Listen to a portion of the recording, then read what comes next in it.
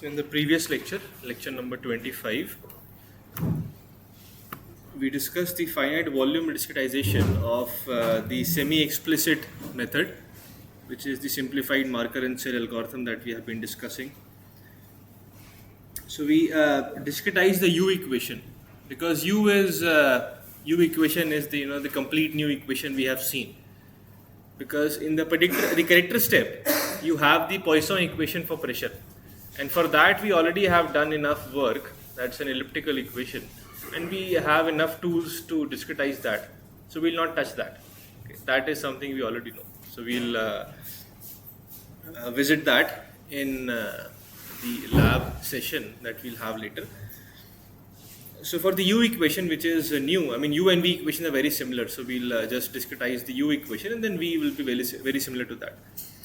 So in a finite volume approach, what we do is we integrate over the control volume, and we had four terms: transient, convective, pressure, and diffusion. So we dealt with transient, convective, and diffusion in the last lecture. Today we'll talk about the pressure term and then summarize the whole discretization. So we approached a point where we had a finite volume formulation for the terms. So this is the term, a finite volume formulation for the convective term, and then we have this as the finite volume formulation for the diffusive term. So let's talk about the pressure term now.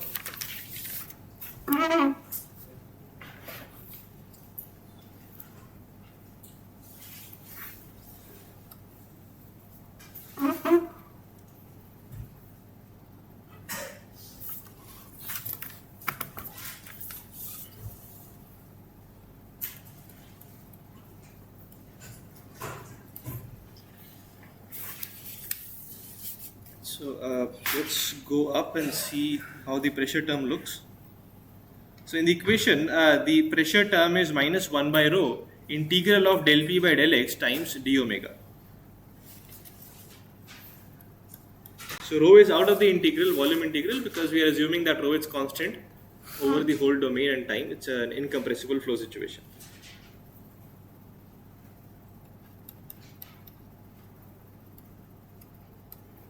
So it's del P by del X. Now I'm not writing the superscript n here. Let's write that in the first step, and then we'll drop it and bring it back in the last step for convenience. So here again we'll apply the Gauss's theorem. So the Gauss divergence theorem, as you know it, works only if you have a divergence of a vector. But the general form of Gauss theorem says that this can be written as a surface integral, where you get over, this was over omega, the surface integral is over the surface gamma. So this is pressure P times the x component of the d gamma vector. Okay, so this is coming from the general form of the Gauss's theorem. I can write it for convenience.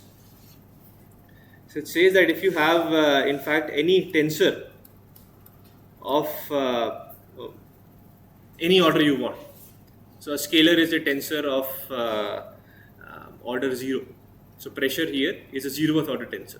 But you can have a first order tensor which is a vector, second order tensor which is a stress, and so on. So C, I, J, K, are indices. So the number of indices denote the order of the tensor times, if you, and comma here denotes derivative. So it's a general tensorial form I'm writing, times d omega.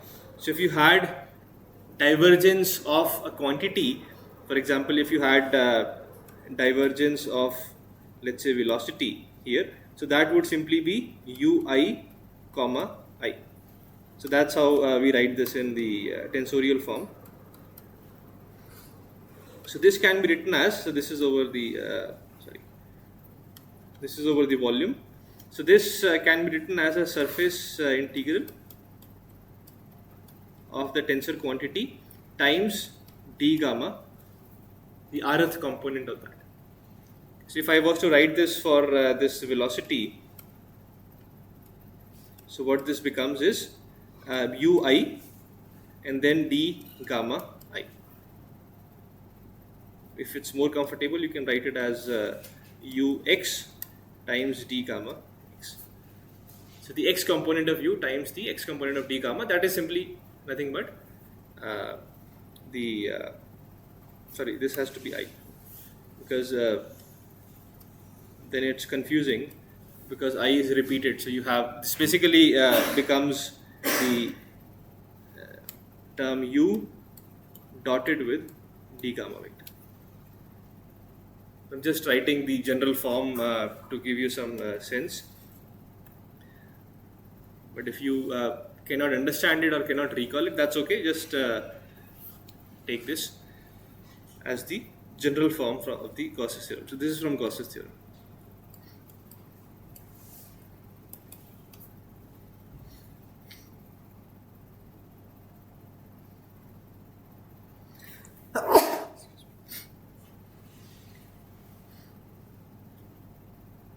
Alright, so now that we have a surface integral, we can write it as a sum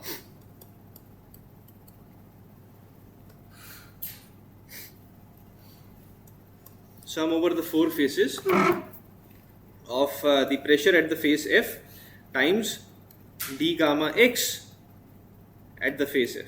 So remember, it's the x component of the surface this time.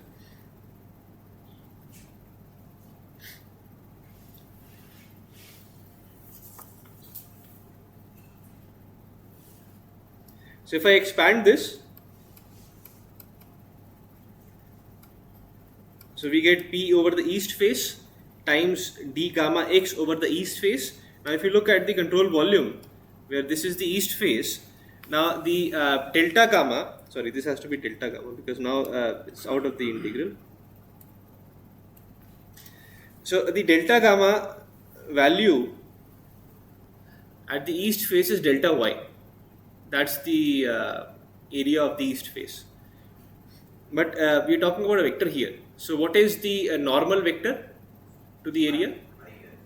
It's I hat, right? So the overall delta gamma on the east face, the vector, is delta y times I hat. Now we are talking about the x component of delta gamma. X component of delta, so this is basically, this is the complete vector. So the x component of that is this. So this is delta y. Okay. Similarly, we have a P west times delta y. But now when we come to the north face, things get a bit different. So on the north face, the magnitude of area is delta x. And what is the direction of normal? On the north face, it is j hat. Right? So this becomes 0 times I plus delta x times j. So what is the x component of this? That's 0, right? So we get pressure on the north face times a 0. Similarly, we'll get a pressure on the south face times a 0. So this time we get contribution only from two terms.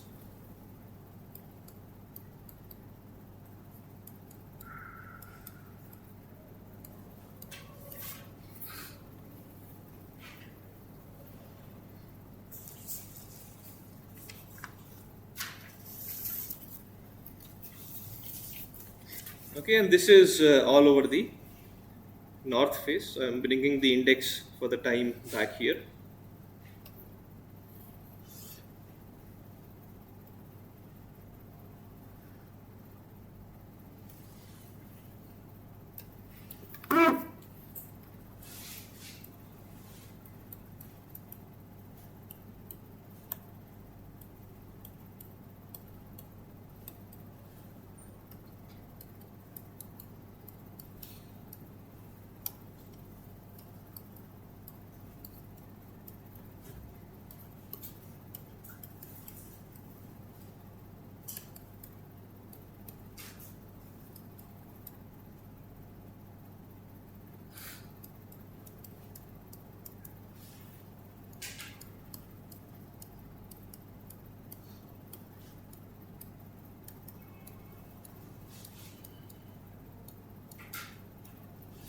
So this is the overall finite volume formulation for this equation.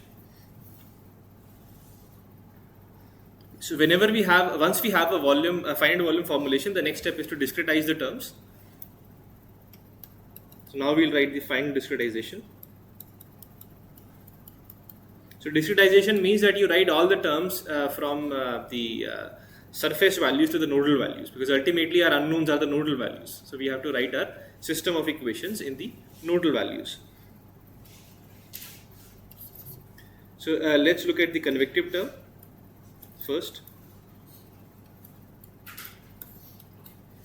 So in the convective term we have these flux terms. I told you that the flux terms are always center averaged.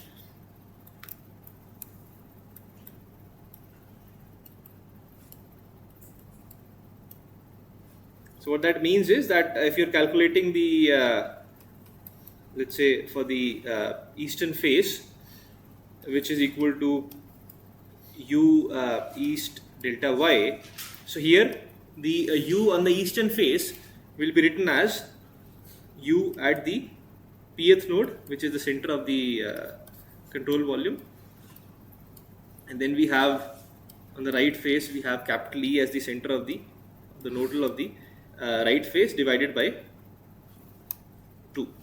So that becomes the u value on the eastern phase. So we take an average of the 2 times delta y. Okay, and we'll do this for all the flux terms. I'm not going to write that for all the flux terms. You can write this for the west, north and south phases as well. Now what about the UF terms, which are these ones here? So UF terms are upwinded. That is your choice. You want to use a first order upwind, second order upwind. So for discussion, we are writing a first order.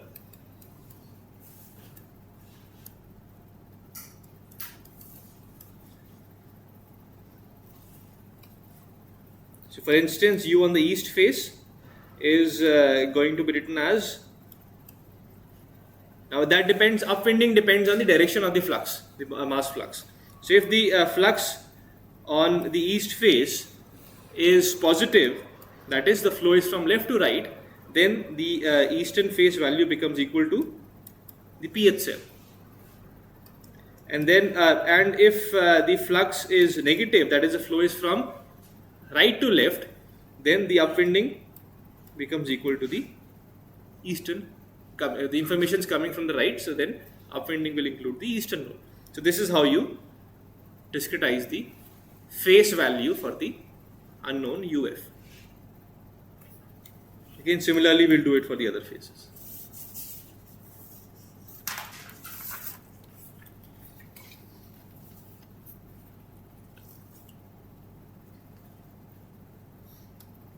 And the last thing we are left with is for the diffusion term.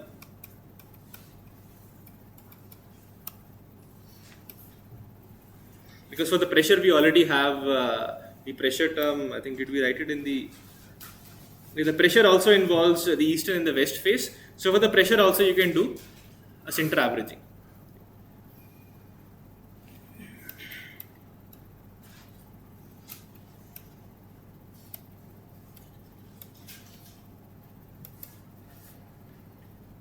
For the diffusion term, we have 4 terms here. So let's write it for, let's say for the east phase, which was nu times. Then we had a gradient. Right? So let's go and visit the eastern diffusion flux term. So if you look at the diffusion flux term, it has nu times del u by del x on the eastern phase. Okay? To get the derivative on the eastern phase, we can use a center difference. So that becomes u capital E minus u capital P upon delta x times delta y. And similarly, you can write the discretization for all the other 3 terms.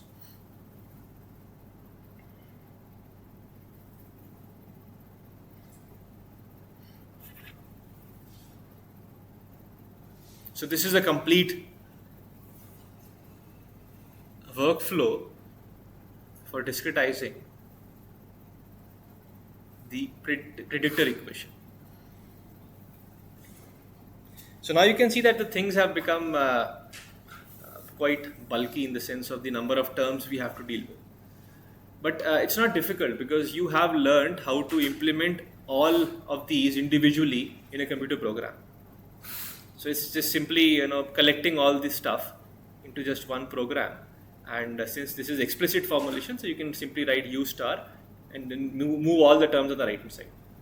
And then you have to write it for based on the indices I and j, and then you have to sum over the complete domain depending on which order you want to do. We have discussed all this in the past.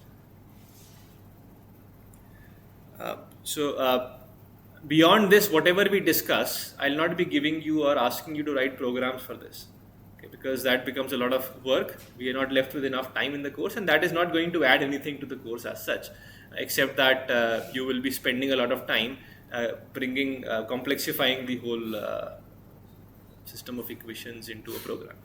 That is something you can learn later if you deal with CFD through projects or some work that you'll be doing with it. But you have all the tools under the hood to now use them if you require them for CFD. Is that clear? Any questions? So we'll see if I can give you a program for this. I won't ask you to write it. I'll give you a program.